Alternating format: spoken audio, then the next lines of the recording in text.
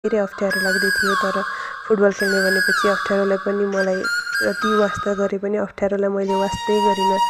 जाँदै बाटोमा फुटबल हान्दै हिँडेर मैले आफ्नो खुट्टालाई फुटबलको भाषा, व्याकरण र शैली याद गराएँ। यति गति र लय सम्झाएँ। जेठदेखि भदौसम्म कहिले गर्मीले कहिले झरीले फुटबल नखेल भन्छन्। त्यसैले ती महिना चुपचाप लाग्छन्। असोजदेखि वैशाखसम्मको मौसमले हामीलाई फुटबल खेल भन्छ, त्यसैले ती महिना जति लाग्छन्। यसअघि वैशाखमा केटाहरूसँग फुटबल खेल्दा मनमा क्रिस्टियानो रोनाल्डो र खुट्टामा फुटबल राखेर मैले लगातार 4 गोल हानेकी थिएँ। मेरो गोल नै निर्णायक भएर हाम्रो टिमले खेल जितेको थियो। त्यो बेला मैले हानेको गोल र जितको कुरा गर्दै पुन्टु र म खेल मैदान पुग्यौँ। जित्ने समूहलाई फुटबल नै पुरस्कार दिइन्थ्यो। धेरैले पनि त्यो प्रतिस्पर्धामा जितको ठुलै प्रतिष्ठा जोडिएको थियो। 2 समूह बीच विवाद भयो। दुवै समूहले मलाई आफ्नो पक्षबाट खेलाउन हानथाप गरे। म जुन समूहबाट खेल्छु त्यो समूहले जित्छ भन्ने विश्वास दुवै पक्षलाई थियो। धेरै विवाद भएपछि पुन्टुले भन्यो, हामी विवाद नगरौँ, ऋतुराजलाई नै रोज्न देऊ। मतिर फर्किएर उसले भन्यो, भन ऋतुराज, तिमी कताबाट खेल्छौ? म अल्मलिएँ, कताबाट भनौँ? अचानक मनमा एउटा जुक्ति फुर्यो। हिमाल कि नेपाल गर्ने? दिलीपको समूहले नेपाल रोज्यो र पुन्टुको समूहले हिमाल।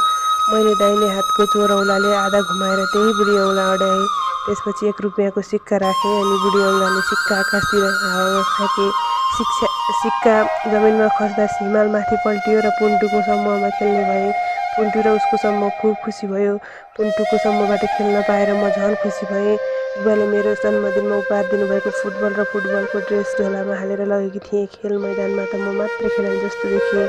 अरूको खुट्टामा न जुत्ता थियो न शरीरमा फुटबलको ड्रेस। 5 महिनापछि खेल्दा न खुट्टालाई खेल मैदान र फुटबल नौलो लाग्दै थियो। तैपनि खेल सुरु हुनुअघि 10-15 मिनेटसम्म एक्लै फुटबलसँग खेलेर जगिङ गरेर आफ्नो खुट्टा दह्रा बनाएँ। खुट्टाभन्दा धेरै मन दह्रो बनाएँ अनि फुटबल र खेल मैदानसँग खुट्टाको प्रेमलाई ताजा बनाएँ। मैले अनेक भागभङ्गीबाट फुटबल नचाहेको देखेर पुन्टुले भने, तिम्रो खुट्टामा त फुटबल खेलाउने रिमोट र कन्ट्रोल नै छ कि क्या हो ऋतुराज? उसको कुराले झन् हौसीले फुटबल नचाउन थाले। धेरैले जुल्ल परेर हेर्न थाले। एकैछिनपछि फेरि रेफ्रीले सिट्ठी बजाए। खेल सुरु भयो। सिपालु ड्राइभरले घुमाउरो सडकमा गाडी कुदाए झैँ सुरुमा मैले फुटबल कुदाउँदै खेलाउँदै र छल्दै विपक्षीको गोलपोस्टतिर लगेर कस्सेर हाने। कर्नर भयो। दोस्रो पटक पनि त्यसरी नै छल्दै लगेँ। हाम्रो पक्षका दर्शकले गोलको हुटिङ गरेर मलाई ऊर्जा दिँदै थिए। मैले फेरि पनि कस्सेर गोल हाने। गोलकिपरले समाइदियो।